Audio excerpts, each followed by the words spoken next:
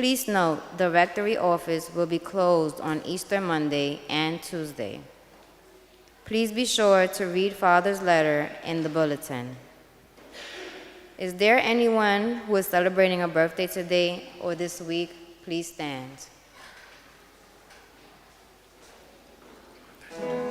Happy birthday to you.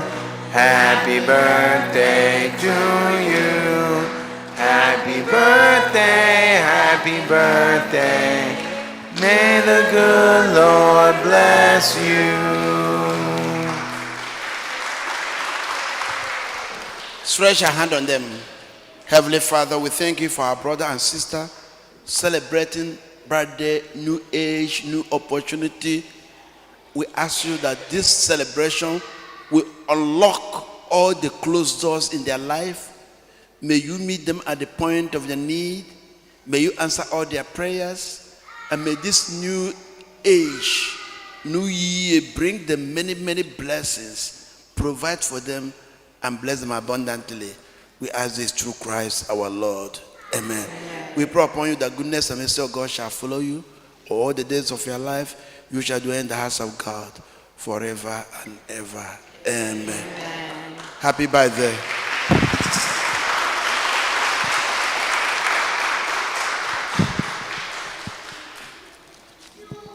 Is there a couple who is celebrating an anniversary today or this week? Please stand. Is there anyone who is visiting our church for the first time or has come back after a long stay away? Please stand. You are welcome in the name of the Lord. You are welcome in the name of the Lord. We can see all over you the glory of the Lord. You are welcome in the name of the Lord.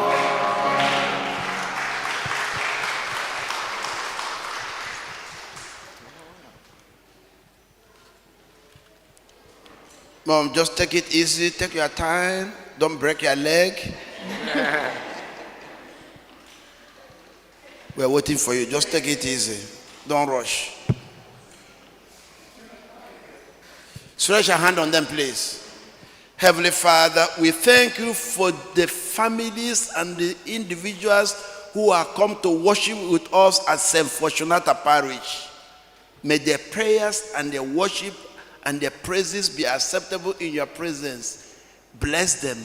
Bless their prayers. Meet them at the point of their needs. May they always come to you, their loving Father. And may you, loving Father, provide for them, grant them their needs, and may you draw them always close to you. We ask this through Christ our Lord. Amen. We pray upon you that goodness and mercy of God shall follow you all the days of your life. You shall dwell in the house of God forever and ever. Amen. Amen. Please come again. Come again. Come again. Thank you for coming. Come again, boy. Give me high five. High five. High five. Come again. Thank you. Come again. Thank you. Thank you. My friend, come again. Come again. Thank you. Come again. Thank you. Have a blessed week.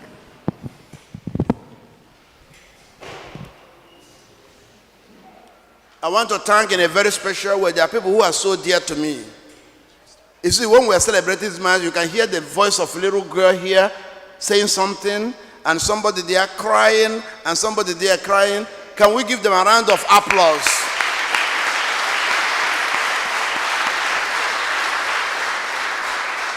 To all the children here, to the young boys and young girls, we thank you for coming out. Any church there is no voice of a child or cry of a child, that church is dead. So we thank you for coming, and more especially we thank their parents for bringing them. Children, you made my day. Thank you for coming.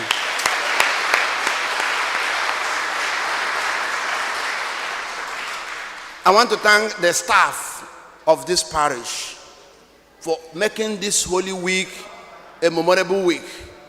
Thank you for everything you have done. We appreciate you. I want to thank also the choir, AD and the choir. Thank you for everything you have done. I want to thank all the lectors, Kalin, Beggy, Nelly, all the choirs, all the lectors, thank you. We appreciate you.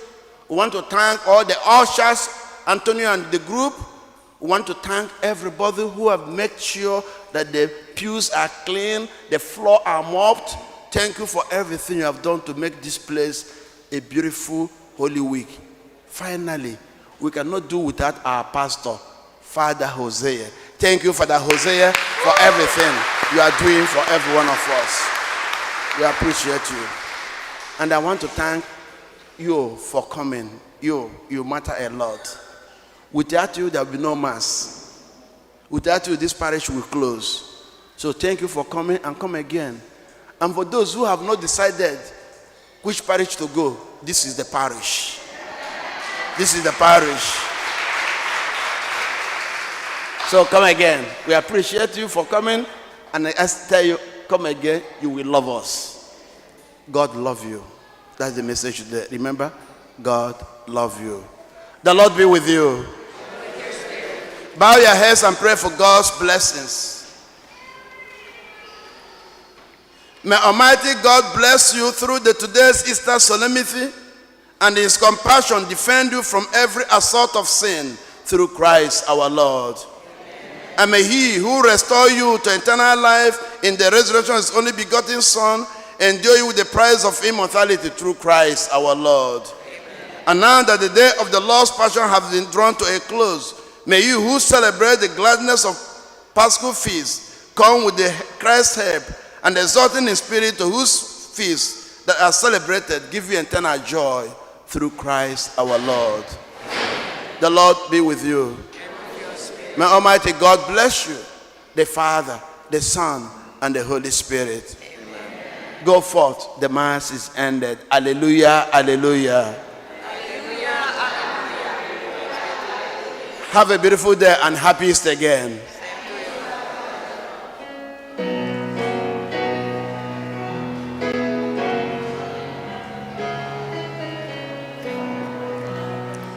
Lift high the cross, the love of Christ proclaim, till all the world adore His sacred name.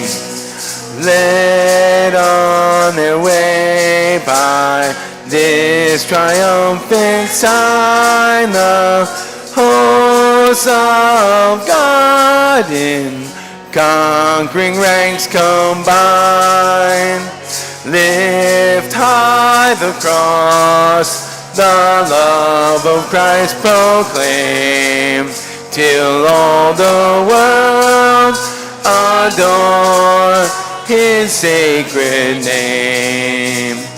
Each newborn servant of the crucified bears on the brow the seal of Him who died. Lift high the cross, the love of Christ proclaim, till all the world adore His sacred name.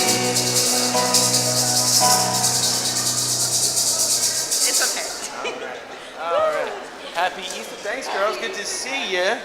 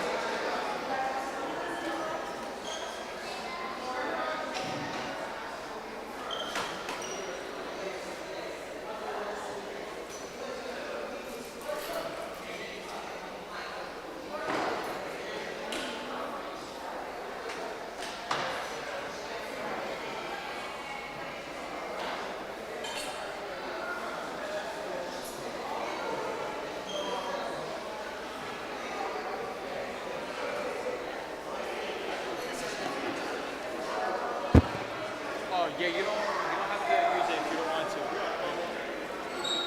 Yeah.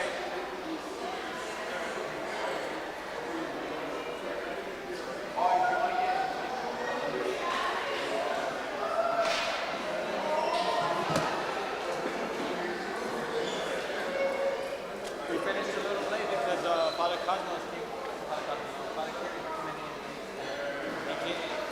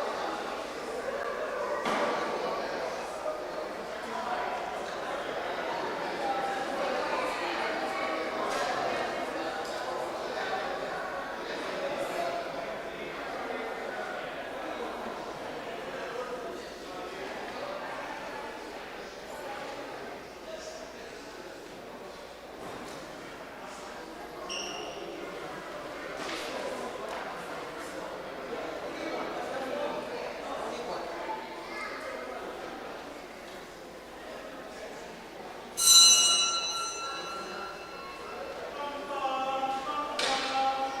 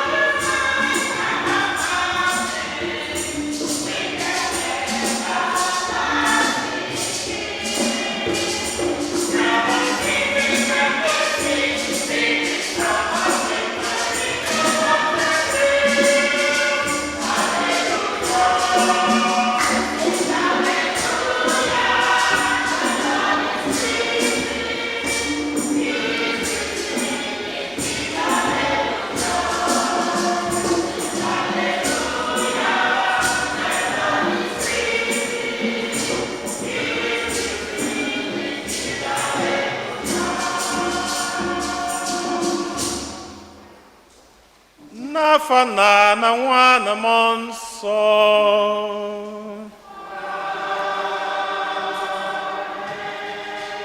ka ngọzi nke Onyenwe anyị Jesu Kristi na ịhụnanya nke Chukwu Nna na ịdịkọ n'otu nke Mmụọ Nsọ na-enye dịrị unu niile.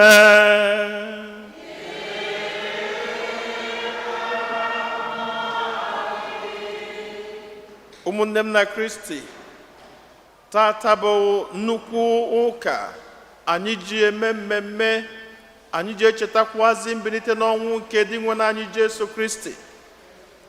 Jesu emerigo ọnwụ. Ọ sị ọnwụ, ebee ka ike gị dị? Where is thy sting? Where is thy power? Anyị na-ekene Chineke onye dunitere dị nwe anyị Jesu Kristi n'ọnwụ. Ejikwazi m ohere nwa na-asị onye ọbụla gbakọtara ọnụ n'ụlọ ụka nwa, Happy Easter. Anụbekwa m okwu n'ọfụma. Happy Easter. All right. Ka anyị natazie n'isi ana bunye Chineke ebumnobi nke anyị ji gbakọta ọnụ na aja masị n'ụwa.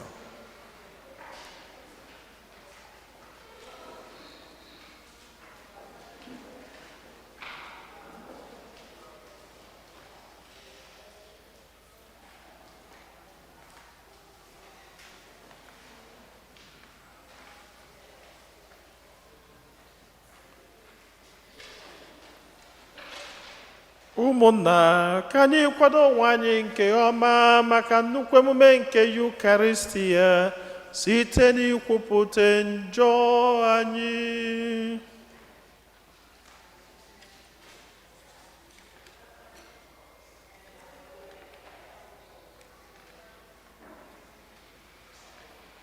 Ekwupụta ngwa Chineke ji ike niile.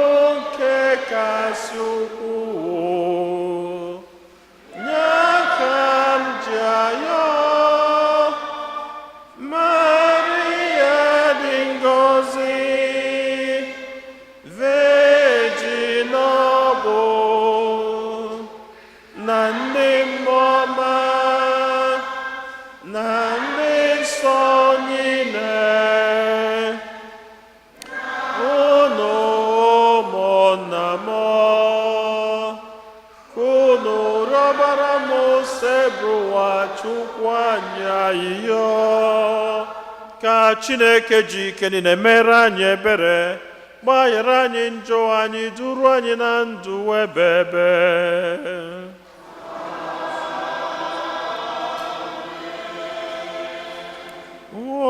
Otito dịrị Chineke n'enu kasị enu.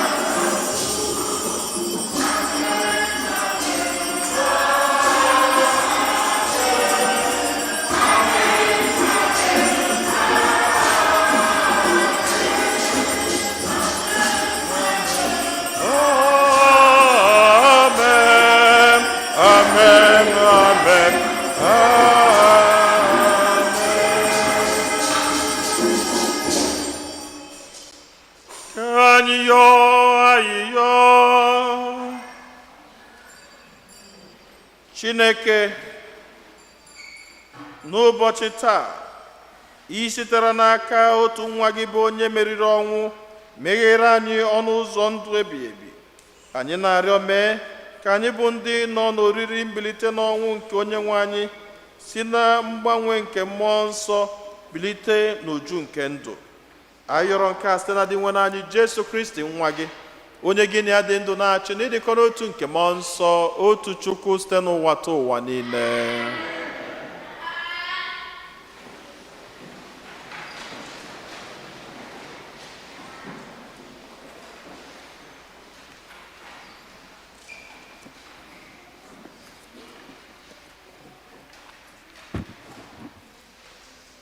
Ihe ọgụgụ ewetara n'akwụkwọ ọrụ ndị ozi. Pita wee bido okwu Chukwu ya sị, ugbu a ka m na-aghọta n'eziokwu na Chineke abụ onye na-asọ mmadụ anya. Unu ma maka ihe ukwu ahụ merenụ mgbe Jọn wụkwasịrị mmiri Chukwu ya, nke akụkọ ya gazuru ala ndị Juu dum bido na Galili. Unu ma maka Jesu onye Nazaret, otu Chineke si wụkwasa ya mmụọ nsọ na ike.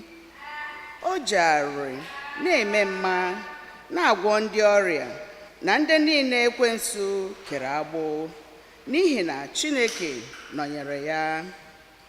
Anyị bụ ndị akaebe nke ihe niile a mere n'ala ndị Juu dum n'ime Jerusalem. Ha gburu ya site n'ịkpọgide ya n'obe, ma Chineke mere ka o si n'ọnwụ bilie n'ụbọchị nke atọ, wee mee ka ọ pụta ìhè gosi mmadụ onwe ya.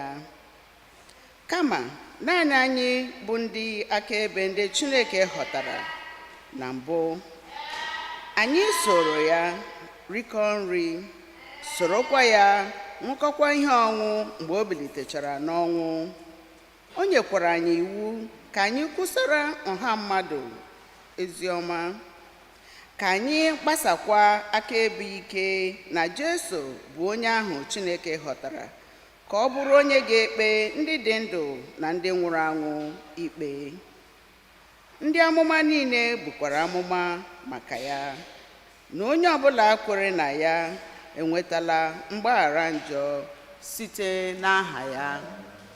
Okwu nke ose bụrụ ụwa.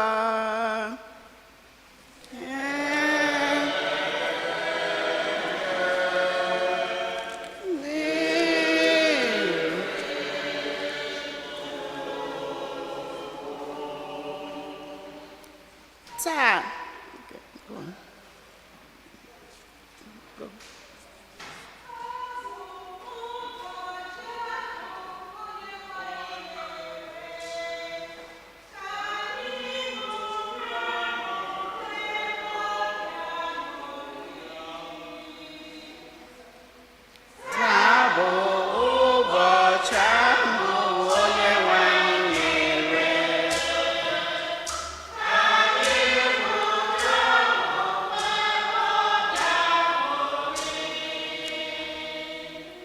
haleluya, nye na onye nwe anyị ekele n'ihi na ọ dị mma. Ịhụnanya ya enweghị ngwụcha. Ka ụmụ Izrel kwuo sị, ịhụnanya ya enweghị ngwụcha.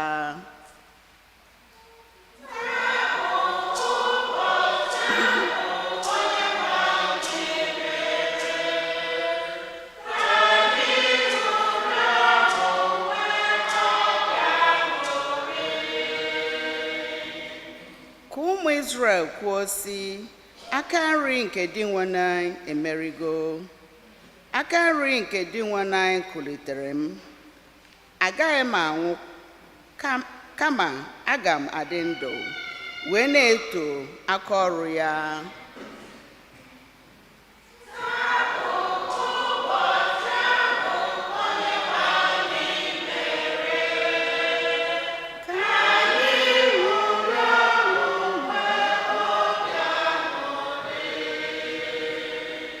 Nkume nke ndị ọrụ ụlọ jụrụ ajụ abụrụgo ideji ụlọ. di nwere m mere nke a, ọ bụ ihe ịtụnanya n'ebe anyị nọ.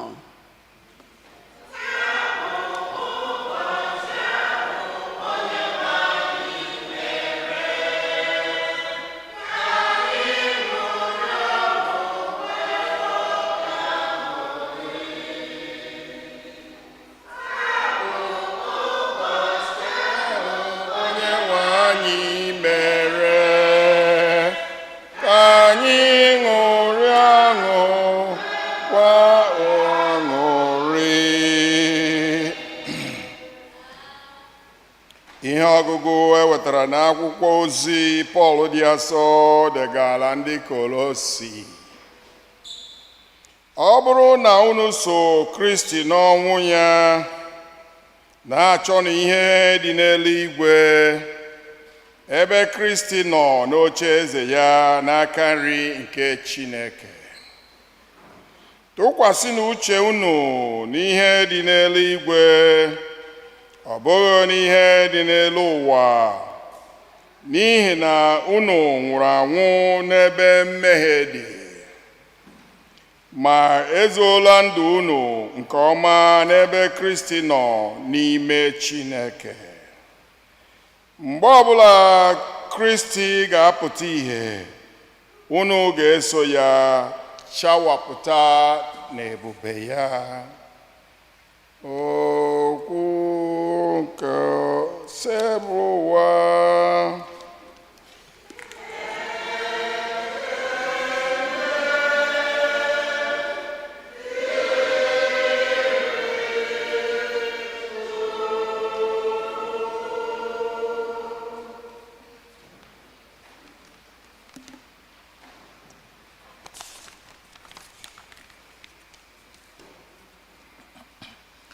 Ukwama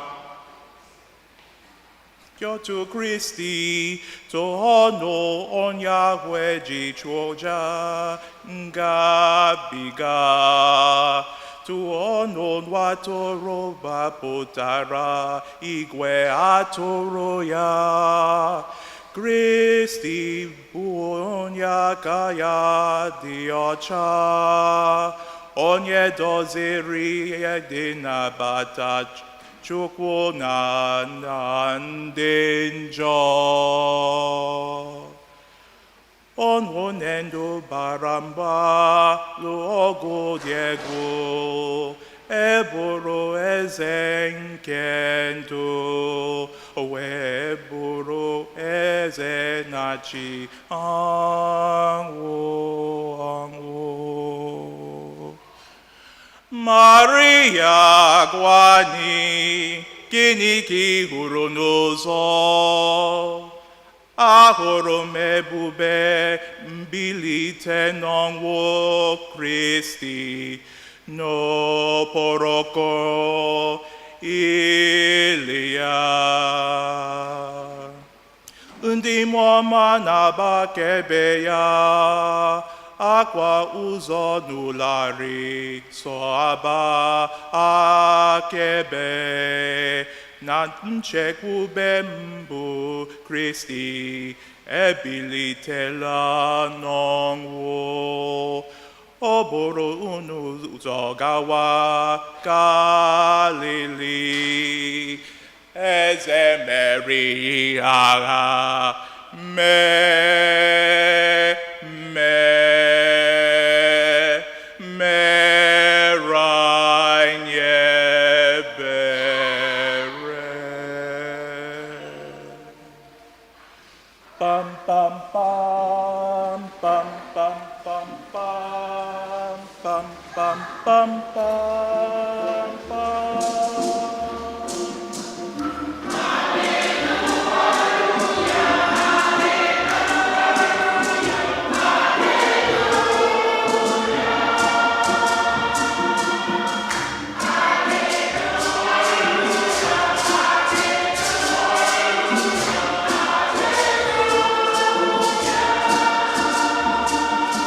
Christ, our Paschal Lamb, has been sacrificed.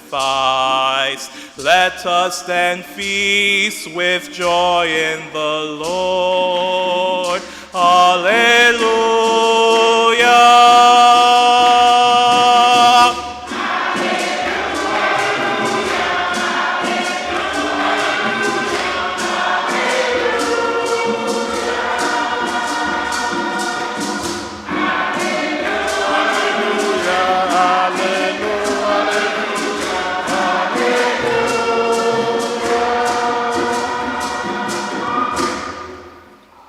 Onye nwe anyị nọnyere ụnụ.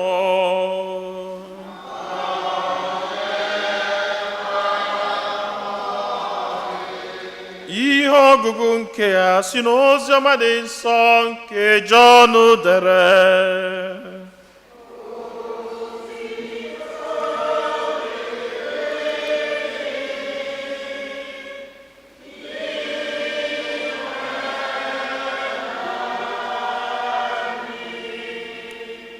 N'isi ụtụtụ ụbọchị mbụ nke izu ụka, mgbe chi na-abọsibeghị, Mary onye Magdala bịarutere n'ili.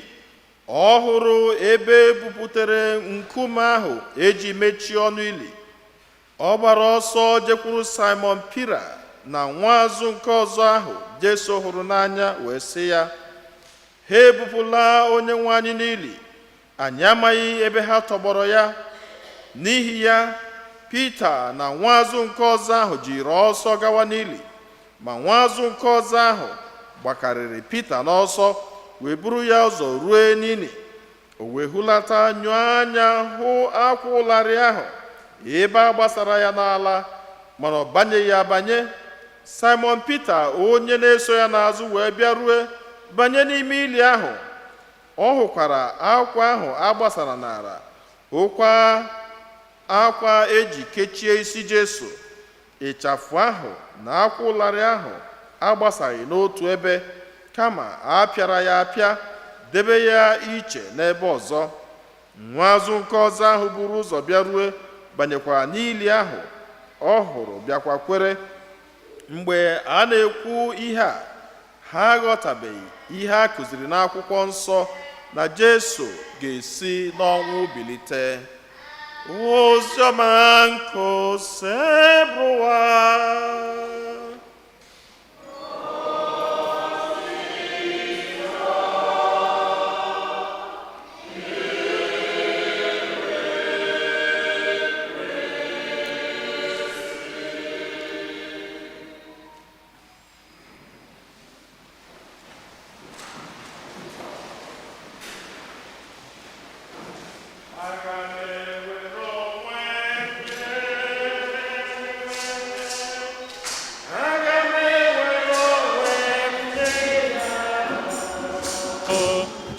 Aga m ewere onwe m tinye n'aka Chineke.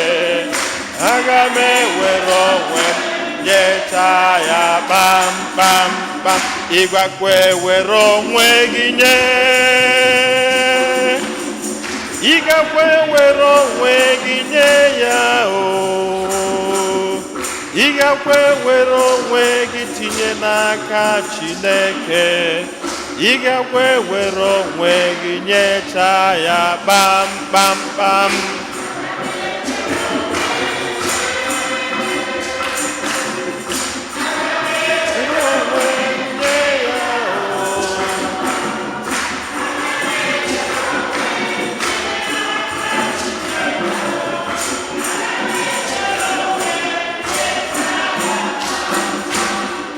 Unu ga-ewere onwe unu nye. Unu ga-ewere onwe unu nye ya o. Unu ga-ewere onwe unu tinye n'aka Chineke. Unu ga-ewere onwe unu nyechaa ya kpamkpamkpam.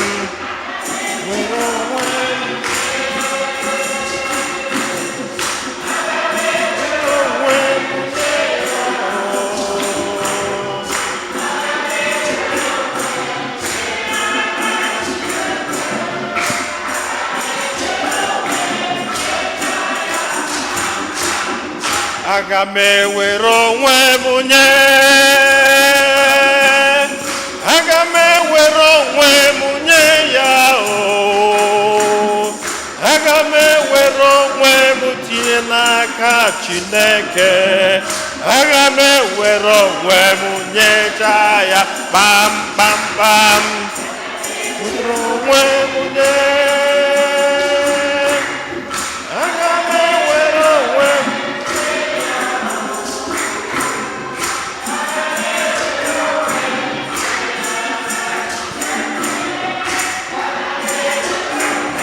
nyecha ya pam pam pam. Amen. Happy Easter to everybody. Are you happy? If you're happy and you know, say amen. Oh, no. If you're happy and you know, shout hallelujah. If you're happy and you know, and you really want to show, if you're happy and you know, clap your hands. If you're happy and you know, laugh, laugh. If you're happy and you know, laugh again. If you're happy and you know,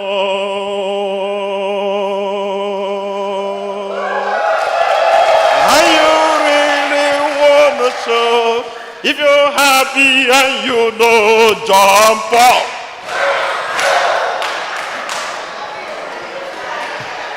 Amen.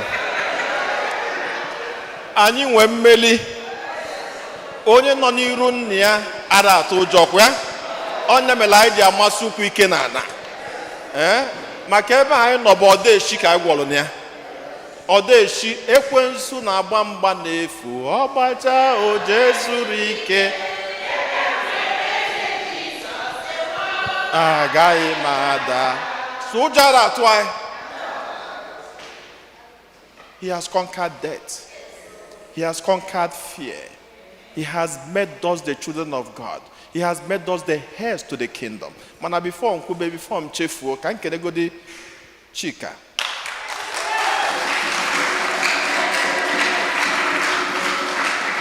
Ono mu hem je Kenya. Hem je Kenya na nwa na asu Igbo ka nwa amụrụ na America. Apart from the parents, should I tell you his secrets? Choir. And so if you decide to be hiding and be doing big boy for Jesus, you're your own. Oh. You have to be part and parcel. You went to Columbia, am I right? Or Cornell? He went to Cornell. He's a very educated man. But irrespective of the knowledge, irrespective of the college, Ivy League, Cornell. So he didn't go to Brooklyn College. Not that Brooklyn College is not good. That's not what I'm saying. That's not what I'm saying. Sorry, I'm provoking some people here. Okay, I withdraw. I withdraw. But again, I'm talking about Cornell here anyway. So what I'm saying in effect is, yeah, he's an Ivy League. Yet after going to college, even when he was in college, he was still coming back whenever he's on break to be with the choir. And then after studying and make the best of the results, what happened? He came back to join the choir. And he became the choir master, and he's still teaching us. And that is the power of resurrection, because it's the power of faith. Because with faith you can move mountains. With faith everything happens. So I appreciate your dedication, and I appreciate the beautiful song. It's so difficult to sing. Talk more of singing in Igbo. And with a beautiful voice. So thank you. And why I'm saying this is to encourage our young boys and girls who are sitting by mommy and daddy. No daddy and mommy here. In our church, you participate, you become altar server, you join the choir, you do things for the Lord. Do whatever you can to praise God. You can never, no matter how smart you are, if it comes to school, I have studied in my life. If it's school, I have gone to school. All my life I've been studying. In fact, when it comes to education, I've got not less than 7 degrees. Not less than 7.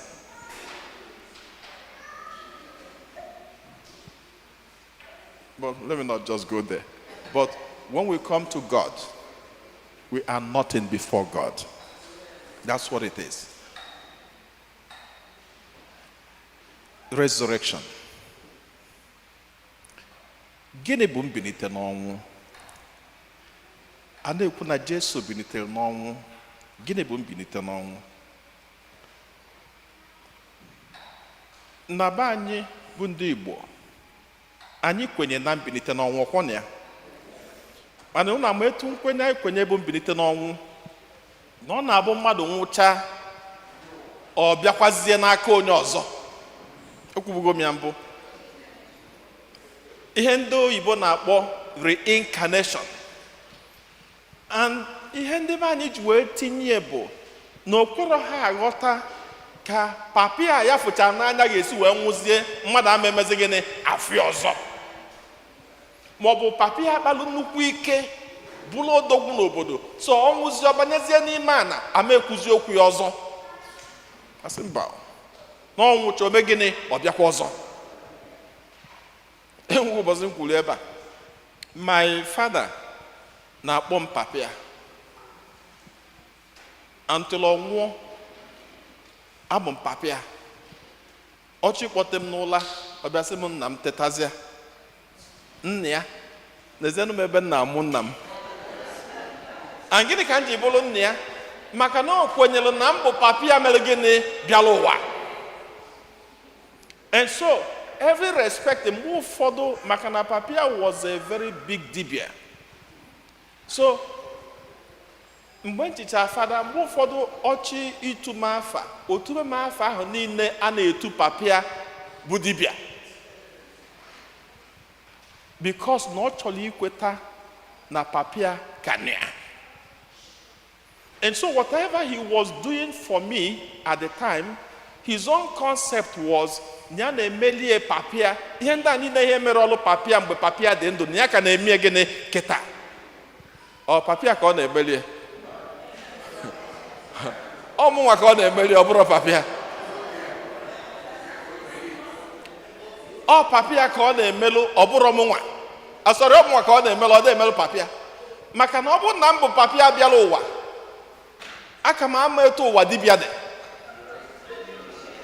Mana ụwa nke mma bụ ụwa fada.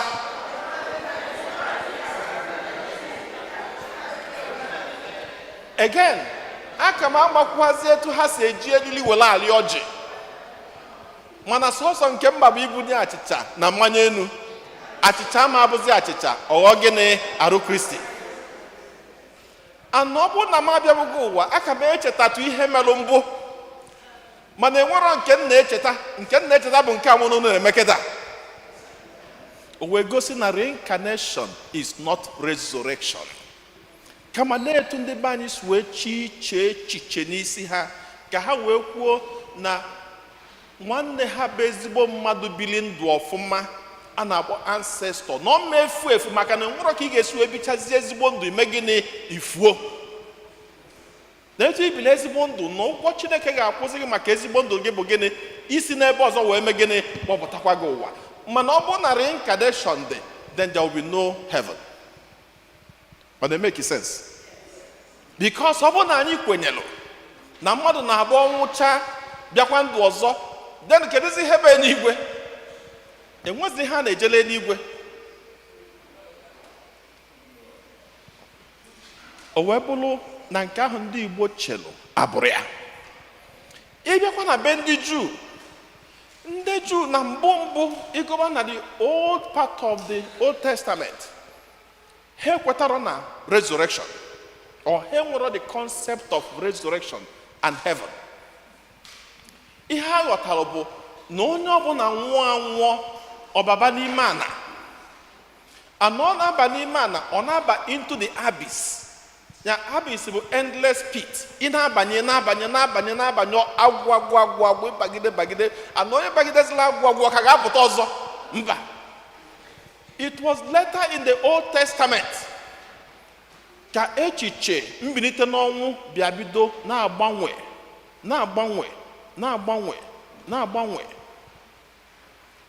Etu akwa ka echiche Chineke ịkwụ mmadụ ụgwọ ọrụ ya si bido na-agbanwe.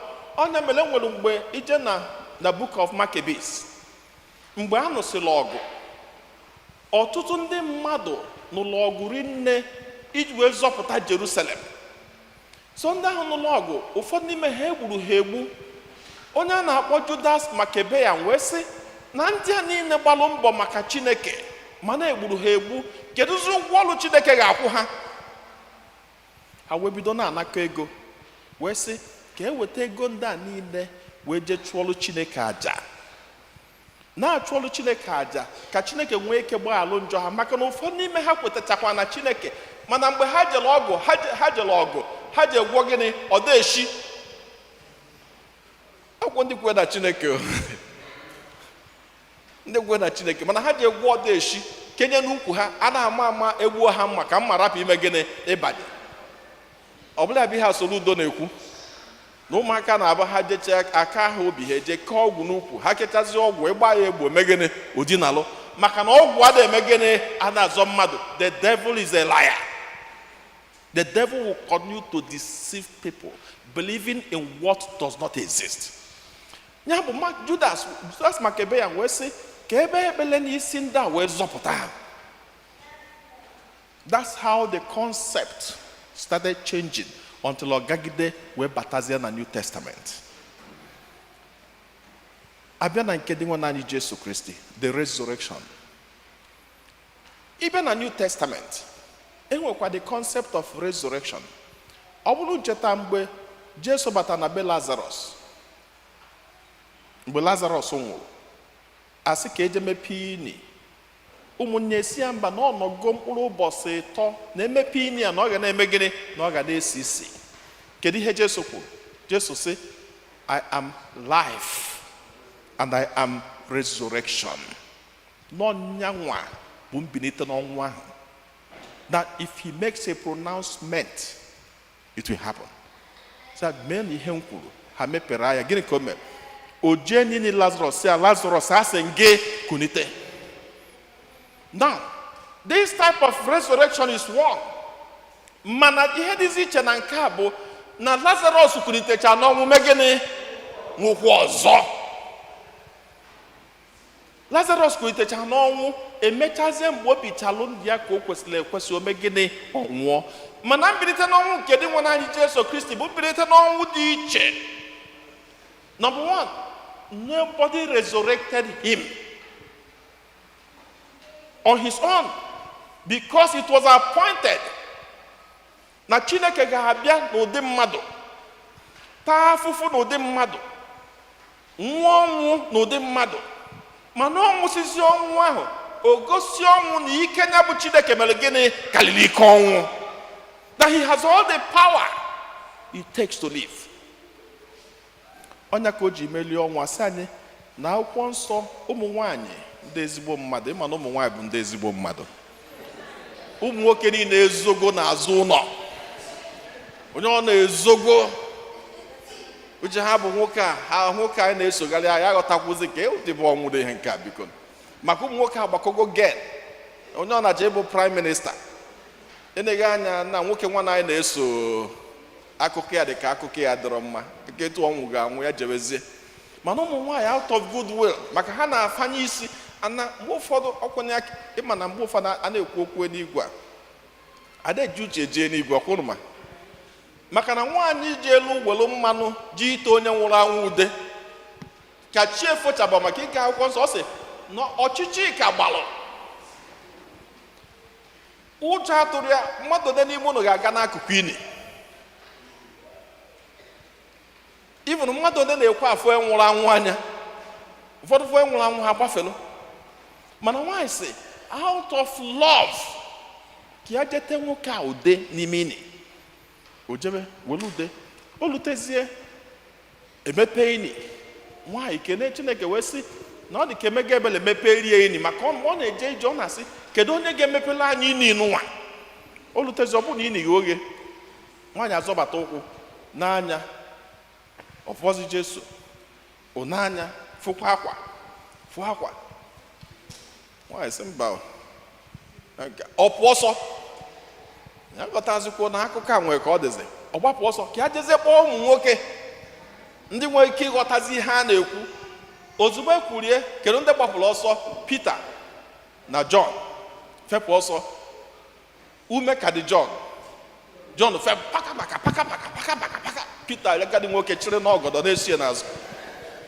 Pita esogide Jọn lute, mana iwe foto ifu na onye bụ mmadụ ụzọ sibe ite na-aka enwe mkpọmkpọ eku na mkpọmkpọ ọkụ. Jọn elute, gịnị ka o mere? Onyo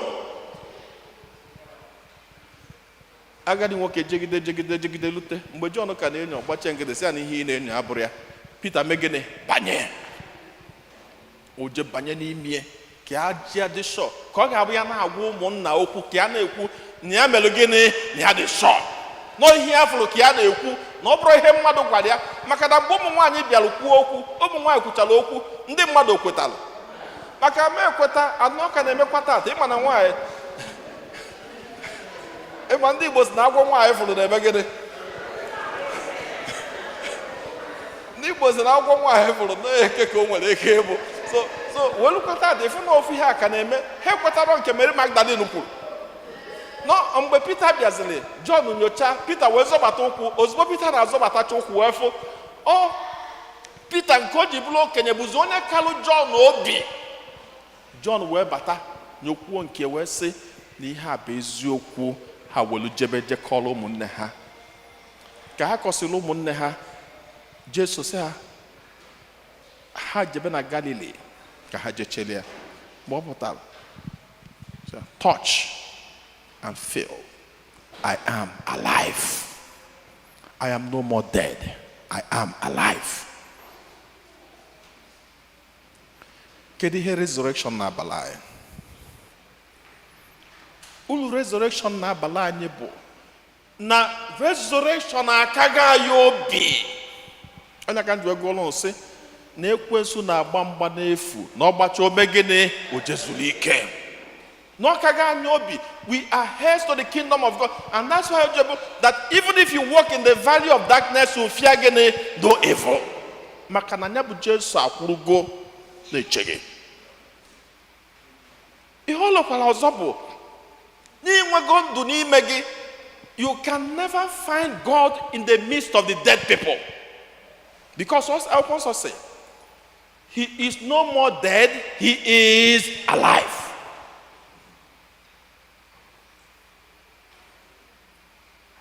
Onye nọ n'ime njọ, ọ na-achọ Chukwu n'ebe ndị nwụrụ anwụ nọ. Onye ka na-efe alụsị, maka ịma onye bi obodo oyibo dị ka na-ada emezi ụdị ha ọkwe mana aka na-eme, ndị Igbo na-eme, ndị Haiti na-eme, ndị Spanish na-eme. Onye nọ n'ime Jesu ada emixie mix, because onye ka na-eje n'ụmụ ebe ahụ na-achọ Chineke n'ebe ndị nwụrụ anwụ nọ. He is no more dead, he is alive. Onye na-abụ onwe problem, ọ na-ama onye ọ ga-agbakwuru. O chefuo na the only person who can solve his or her problem bụ onye. Ọ na-agagharị all over the place. Ọ sị, you are looking for me in the land of the dead. I am alive. Come to me, all you who labor and are overburdened, and I will give you rest. He's alive. That is the power of resurrection. And no power of resurrection and any hope. Even in the midst of illness, in the midst of crisis, it gives us hope. Now, milia na su poto na osu chagene odajuo. We are people of hope. We are people of life. We are people of resurrection. Ka mbilite n'ọnwụ nke dị nwa Jesu Kristi ka anyị obi,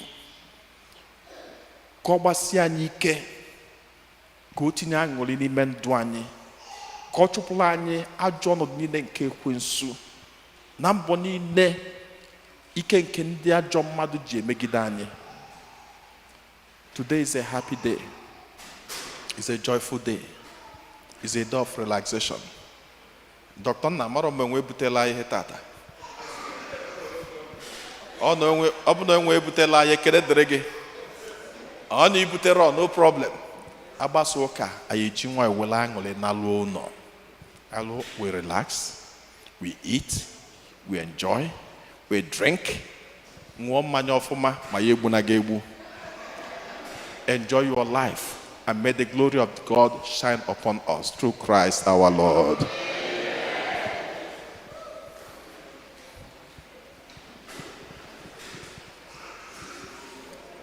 Ekwem n'otu Chineke.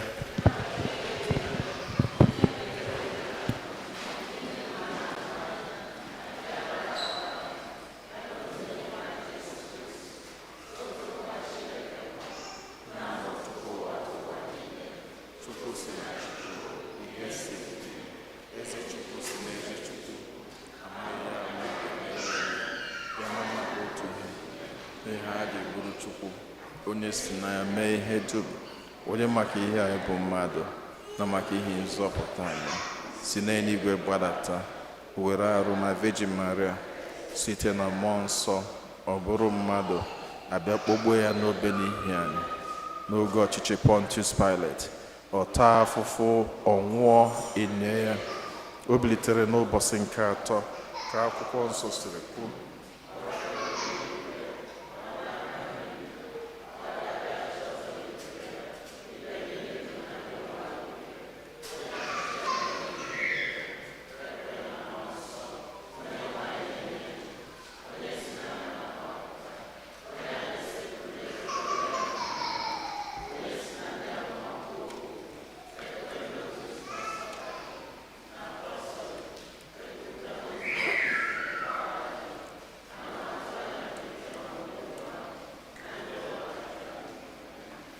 Ugbu a tata anyị ga-ekwenwe nkwa mmeri Chukwu anyị niile n'ofu n'ofu jụ ekwensu na ọlụ ya n'otiti niile.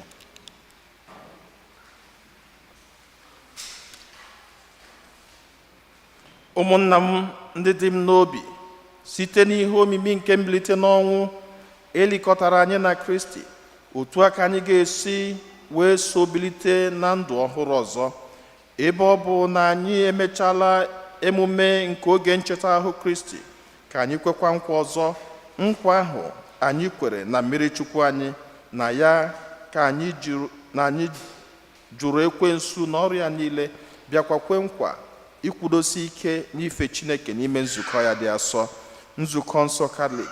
Ya bụ, ajụọ m unu niile, unu ajụla ekwensu na ọrịa niile na otitie na nrafie niile. Unu kwe na Chukwu Nna onye pụrụ ime ihe niile, onye kelee n'igwe na ana. Ikwere na Jesu Kristi so otu nwa ya dị nwe n'anyị, onye a mụrụ site na Maria nwaanyị na-amaghị nwoke, ọta ahụ, nwụọ, abịakwa si n'ọnwụ bilie ya, nọdụ n'aka nri Nna. Ikwere na mmụọ nsọ na nzukọ nsọ Katọlik na mmekọ nke ndị nsọ na mgbaghara nke njọ na mbilite n'ọnwụ nke anụ ahụ na ndụ ebe ebe. Chineke nna ji ike niile, nna nke onye nwe anyị Jesu Kristi, ịmụgharịa n'anyị ọzọ site na mmiri na mmụọ nsọ, bịakwa gbaghara anyị njọ anyị site n'otu Kristi ahụ, were amara ya chekwaba anyị n'ime Jesu nwa ya ruo na ndụ ebe ebe. Amen.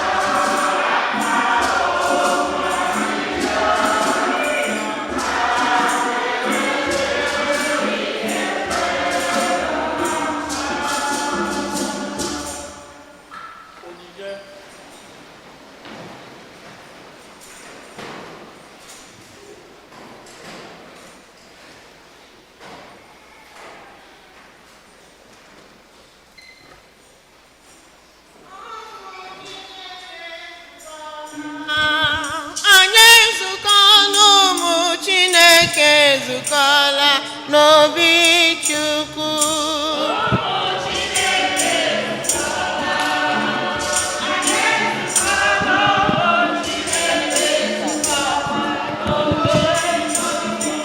Ụmụ Chineke ezukọla, anyị ezukọla, ụmụ Chineke ezukọla n'obi Chukwu.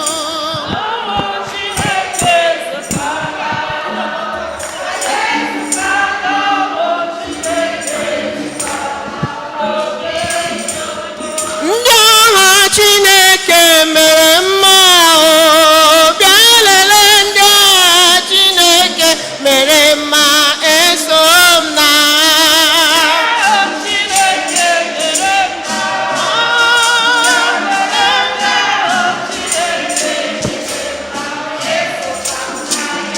ndị agha Chineke mere mma, bịa lelee ndị agha Chineke mere mma, eso m na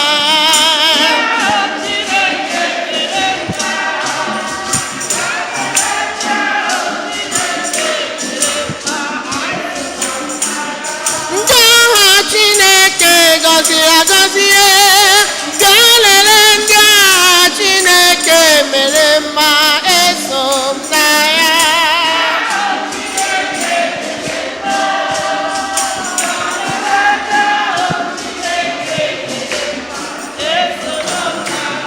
Ndị agha Chineke nyere ndụ, bịa lelee ndị agha Chineke mere mma, eso m na ya.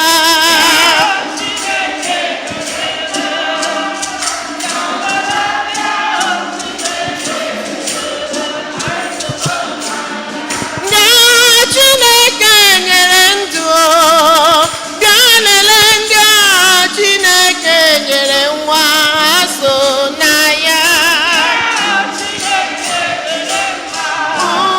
Bịa lelee ndị agha Chineke mere mma.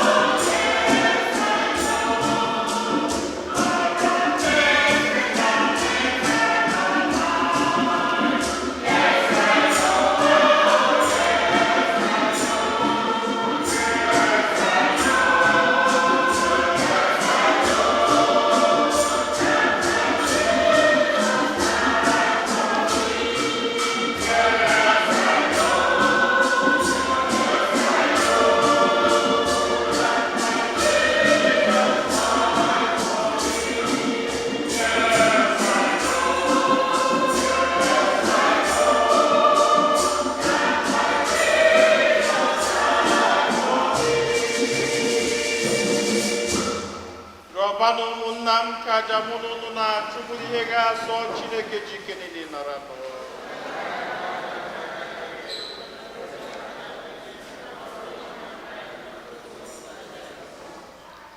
Anyị na-erinyekwazị masị n'ụwa n'ụzọ pụrụ iche maka ezumike mkpụrụ obi nke Ezinne Dorothy Agwe.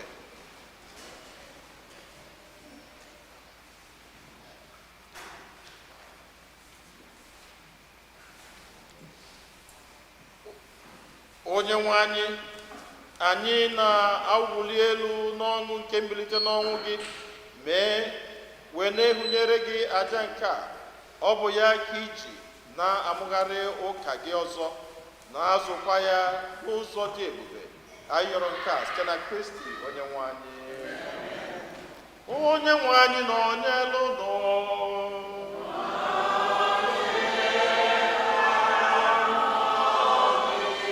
Welite n'obi ya nọ.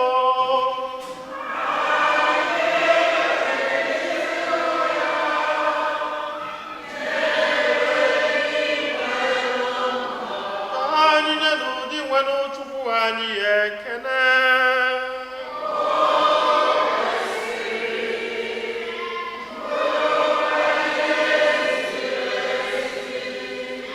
Kwesịrị ezi bụrụkwa ihe ziri ezi na-azọ ndụ na anyị ga-eto gị oge niile, o sebụrụwa ma ọ kacha mba n'oge ugbu a, mgbe Kristi onye bụ Paska anyị na-abụzi ihe ejiri chụọ aja, ya bụ ezi nwa atụrụ onye kpochapụrụ njọ nke ụwa, onye jiri ọnwụ nke ya wee merie ọnwụ nke anyị, ya si na mbilite n'ọnwụ ya nye anyị ndụ ebebe. N'ihi nke ya anyị na-eso igwe ndị mama niile nke eluigwe na-eto ebube gị oge niile n'ukwe na-ekwe.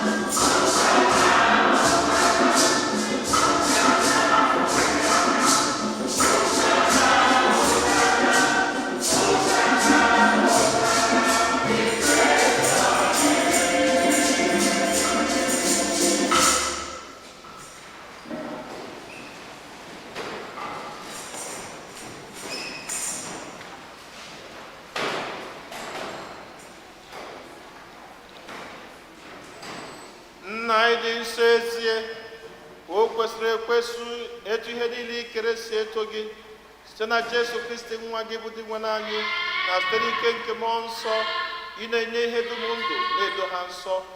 Na ndụrụga ndụ niile, ị naghị ahapụ ịgbakọwara onwe gị ndị mmadụ ndị ga-achụrụ gị aja zuru oke bido n'ọwụwa anyanwụ wee rue n'ọdịda ya. Anyị ebunye gị onyinye ndị a o sebụrụ ụwa, were umeala na-arịọ ka ido ha nsọ site na mmụọ gị, ka ha wee ghọrọ anyị arụ n'ọbara nke onye nwe anyị Jesu Kristi, onye nyere anyị iwu ka anyị na-eme emume inye ekele nke a n'anyasị mbọsị eduru ya nye n'ọnwụ. O were achịcha nye gị ekele n'otito, nyawa ya nye ya ụmụazụ ya sị, naranụ nke a bụ rienu ya unu niile, nke a bụ arụ m nke a ga-eduru nye maka unu.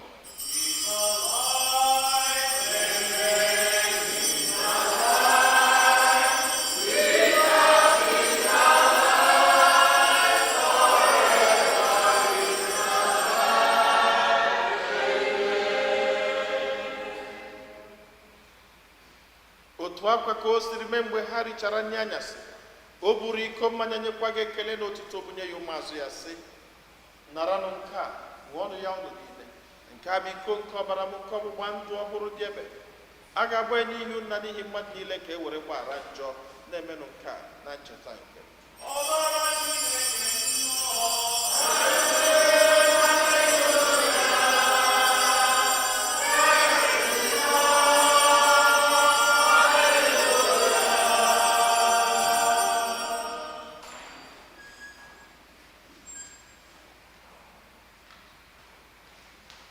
Ka anyị kwupụtanụ n'ihe omimi nke okwukwe anyị na-eme ugbu a.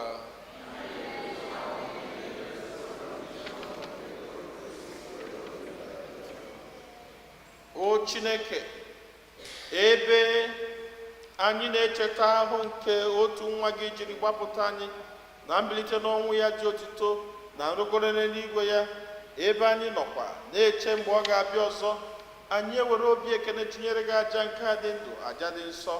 Anyị na-arịọ gị ka ilekwasị anya n'onyinye nke nzukọ gị, were hụ n'ime ya onye nnu ejiri chụọ àjà nke wedara gị obi maka njọ. Mee ka anyị bụ ndị na-esi n'ahụ n'ọbara nwa gị enweta ndụ jupụta na mmụọ nsọ, were si na ya bụrụ otu ahụ na otu mmụọ na Kristi. Ka Kristi na onwe ya were anyị nye gị dịka onyinye zuru oke mgbe niile. Ka anyị were soro Virgin Maria dị ngọzi nne nke Chukwu, ndị apọstụl na ndị egwuregwu n'ihe okwukwe, na Mary Magdalene dị asọ, St. Fortunata dị asọ, na ndị nke gị niile dị nsọ, were keta oke na alaeze eluigwe. Ọ bụ na arịrịọ ha na-arịọ gị mgbe niile ka anyị tụkwasara nchekwube.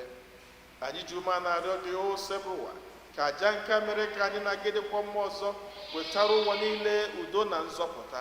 Anyị na-arịọ maka nzukọ gị nọ n'ije n'ụwa, maka nwaodibo gị bụ nna anyị Pope Francis, na bishọp anyị bụ Robert, maka ndị bishọp, ndị ụkọchukwu na ndị ofe ọlta gị niile, ndị niile Kristi ji ọbara wee gbatara gị. Mee ka ha kwụsie ike n'okwukwe na n'ịhụnanya. Nara o Sebụ ụwa ndị ezinụlọ gị, ndị kpọkọtara n'ihu gị n'ebe a, were ebere jikọọ ụmụ gị gbasara ụwa niile. O nna nwere obiọma, nabata n'ala eze gị ụmụnna anyị ndị nwụrụ anwụ, ndị niile hapụgoro ụwa, ndị omume ha sọrọ gị. Anyị chekwubere iru ebe ahụ, soro ha biri na-aṅụrị n'otito gị ebe ebe, site na Kristi dị nwa anyị, onye isi na ya enye ụwa ihe ọma niile.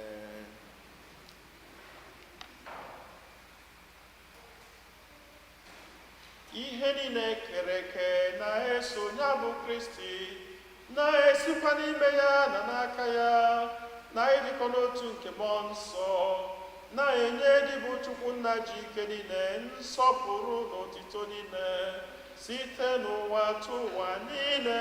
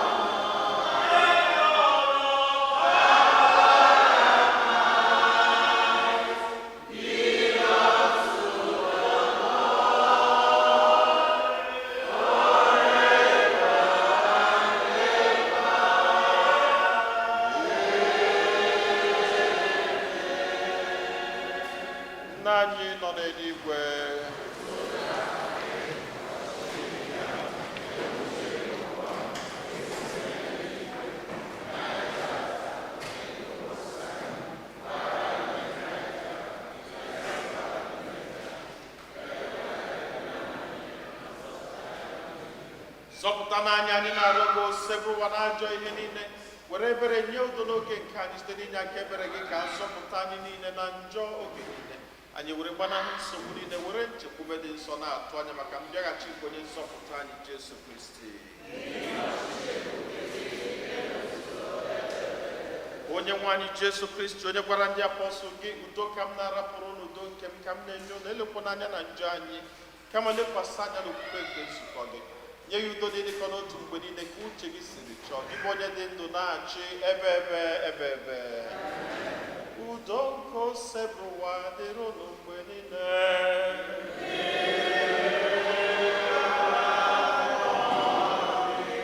Onye ọbụla metụ nwanne ya aka si ya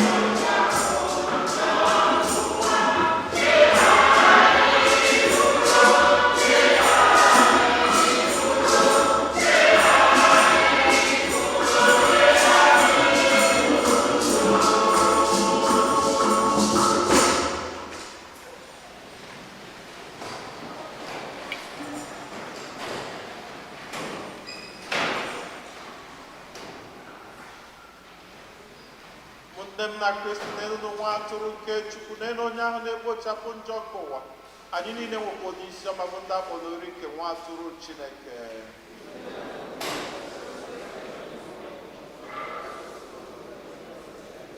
ka arụ n'ọbara Kristi chekwaba anyị niile wee rue na ndụ ebebe.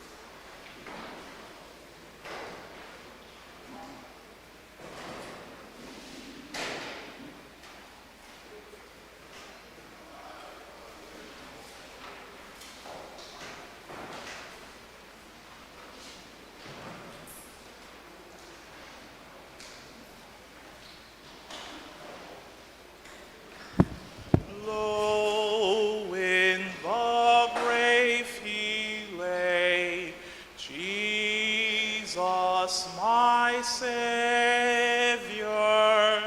waiting the coming day. Jesus, my Lord.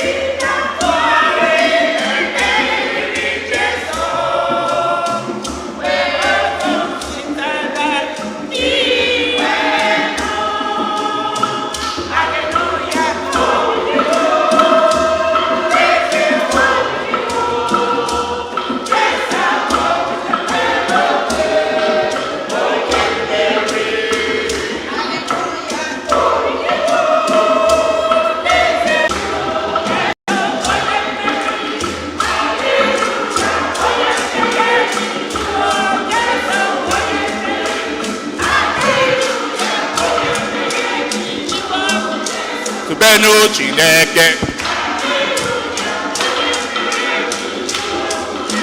ọ bụ ndị agha dike na dị mkpa ọdọgwu akataka o meriri ekwensu o meriri n'ọnwụ o meriri ikokiji mmeri ahụgo ya Pita ahụgo ya Thomas ewekugo Timothy na-ekwe Gani n'oriwano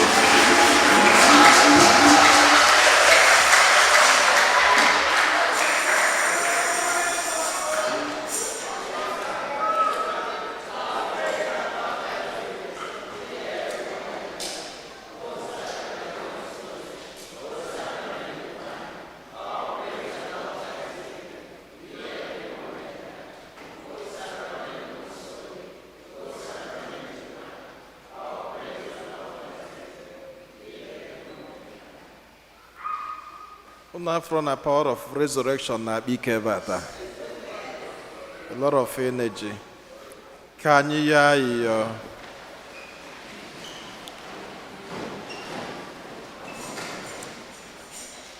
Chineke anyị were ebere gị dị ọgbụ na-echekwaba nzukọ gị mgbe niile site n'ịdị ọhụrụ nke anyị nwetara n'emume ihe omimi ngabiga nke a mee ka anyị rute n'ihe dị ebube nke mbilite n'ọnwụ ayọrọ nke a site na Kristi onye nwe anyị.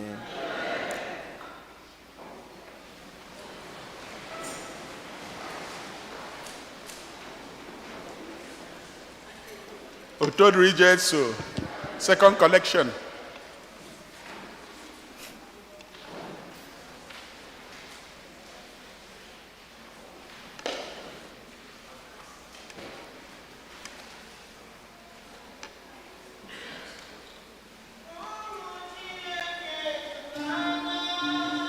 Anyị ezukọ n'ụmụ Chineke ezukọ na n'obi Chukwu.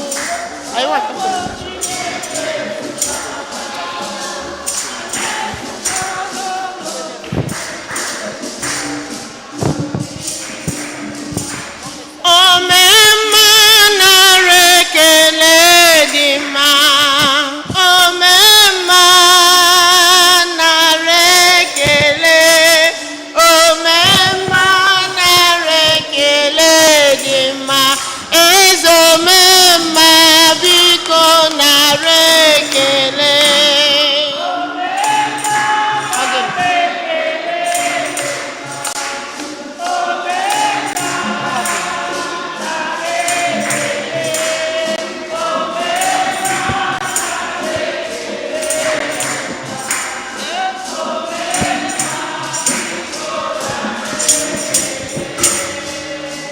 Otodri Jesu, because as we wedding here, we start by 3 o'clock.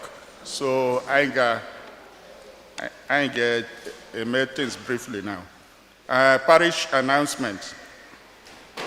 Next week, the second collection will be for Catholic Home Missions Appeal. We count on your generosity. Next Sunday, April 27th, we invite you to come and pray during a holy hour with the Divine Mercy Devotion at 3 p.m. bilingual. We hope you can join us. We remind you of the Divine Mercy Pilgrimage, April 27th. Those going to Divine Mercy trip must be in front of the church by 6 a.m. and also, if possible, bring a camp chair for your convenience. For more information, see the bulletin. We invite everyone to join us in praying the 1,000 Hail Marys devotion on Saturday, May 10th, following the 8 a.m. Mass. Today, our youth group, with sponsorship of our parish, invites all the children of our community to our Easter egg hunt after each Mass. I think they did our own but if there's one after Mass, we will see. I think they did it at 1 o'clock already. Practice for First Holy Communion will take place Wednesday, April 30th, and Thursday, May 1st, 6 p.m. to 8 p.m. Please be on time. Please note the rectory office will be closed on Easter Monday and Tuesday. Please be sure to read Father Jose's letter. Otori Jesu. First of all, our parish participates very, very well. That's our community. Now, Easter candlelight celebration. I make Joe Herekele, Ndini Lepotran, especially Ndepotro Mwaka ha participate, two times she participate. But anyway, complain during the Easter Vigil Mass. Our community are not here, and we are reading same in Igbo. And there was no one to respond after Agocha. So the parish encourage Kaina participate in things like that. So next Sunday, 27th, to Kaimure the Memorial Mass for Lolo Igwim. Last Sunday, I gave me next Sunday here, Mechazi, I got a basement. To help them celebrate the memorial of Nne Ezinne Ure Igwim. Abia Hoka today. We're glad to see them. Biko onye isi ndị nna na-agwa ndị nwoke niile, all the men, if you ya ma imebe ihe ndị ọzọ mere. Please do it today. Enwekwe time. Maka ụka ndị nne, maka ụbọchị ndị nne na-abịa na anyị nwere just 2 weeks. So please, ya ma imebe ihe ndị ọzọ mere, gamitie onye isi ndị nna, o Sir Mark Matthew Nwog, or Sir Nebo, Edi Nebo, please, they are both here. Yama Imahebe me online or Nahaga to please meet them immediately after Mass or late. Because be sure that you are part of what you are doing, or else don't complain. Or na emisiegi na the process. On any birthdays this week, birthdays, please be quick. Get up, come. Blessings of the Lord be upon you. We bless you in the name of the Lord. May the blessings of the Lord be upon you. We bless you in the name of the Lord. Happy birthday! Happy birthday to you.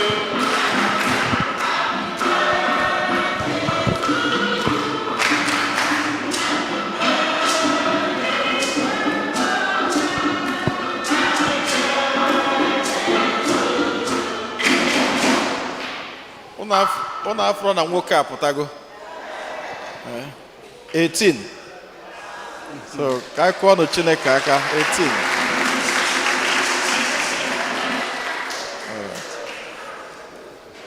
Chineke onye fụrụ anyị n'anya, anyị na-ekene gị n'isi nwa gị onye fụrụ n'anya, onye kepụtakwazi n'ụwa anụnwa na oyiyi nke gị. Eze nke bụ ọ bụ mmasị gị na nwata nwa ga na-eto n'egwu nke gị bido ụbọchị nne mụrụ ya welute n'ụbọchị tata. Anyị na-ewelukwa ya na-erunye n'aka gị wee na-ayọ ngọzi gị n'ebe ọ nọ, na-ayọ nchekwaba gị n'ebe ọ nọ, na-ayọ mgbazi gị n'ebe ọ nọ. Mee ka ụkwụ niile nke ọ na-azọnye ka ọ bụla ebe gị bụ Chineke ga-achọ ka ọ zọnye ụkwụ. Nyekwazi ya amamihe nke ọ ga-eji wee bi ndụ n'ụwa anụnwa, wee ike gbanahụ ajọ atụmatụ niile nke ekwensu na nke ndị ilo, nwekwana ike na-achọ irugu ogologo ndụ ya niile. Eze nke ube, onye gọziri bụ onye a gọziri agọzi. Anyị wee na-asị ka ngọzi gị rukwasa nwa odibo gị n'ụwa n'ụzọ pụrụ iche, n'afa Nna na Nwa na Mmụọ Nsọ. Amen.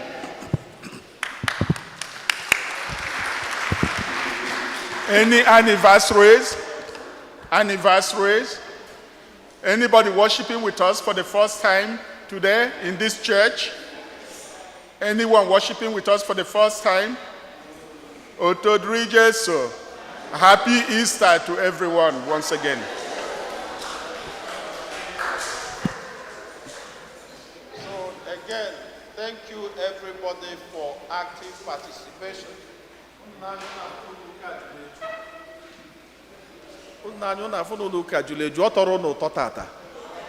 Ọ na ọ tọrọ ụtọ mbụ n'ụka taa. Ndị niile na-anọ na side a, ebe a na-eghe oghe every time. This side na-adị empty every time. So ihe o gosiri na ndị na-anọ ebe a na-abịa ụka, mana thank you na unu bịa tata. So ana m ekene onye ọbụla ma ndị kụrụ anyị egwu ma ndị kwaya unu chajila achaji tata. Chineke gọzie unu. So wee na-ayọ ngwa chelụnụ. So wee na-ayọ etu a anyị niile pụtara bịa ụka ka anyị na-agbanị na-abịa etu a. Gidigidi bụkwa n'ugwu eze. Onye ọbụla nọdụ na bie. Ọ bụkwa na enwere ndị na-abịa n'ụka steady. Etu a na-close down masses, close ọnụ down. Ọdụ onye ọla na-alarụ ụla na-eche na enwe ndị ọzọ ga-abịanụ. It doesn't work. Na ka anyị gbaa mbọ na-apụta every Sunday. At least ekwena ka ị ghaa ụka ebe nụnwa at least 2 consecutive times. Try ya bịa ka anyị niile na-efe Chineke together. Salmasịzi onye ọbụla ka ntị wee kwuo onye lo ya rijuo afọ. Ọ bụ na ị nwere ndị bịa na be m.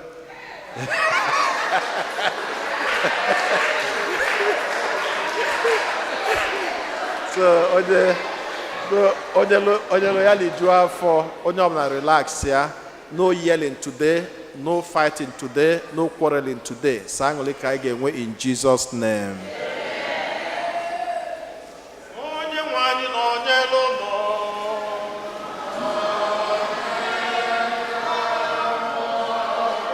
Ka Chukwu Chike niile gọzie unu, Nna na Nwa na Mmụọ Nsọ. Na-abanụ misa gwụsịgo.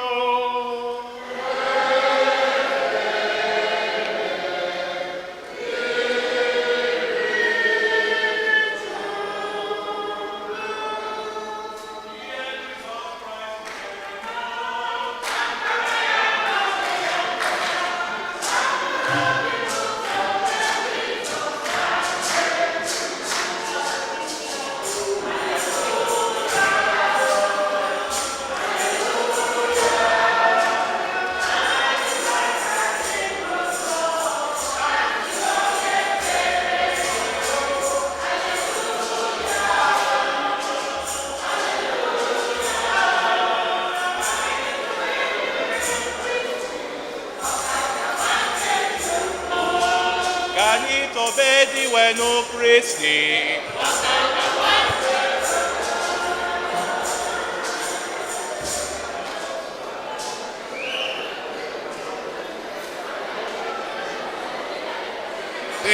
is the day.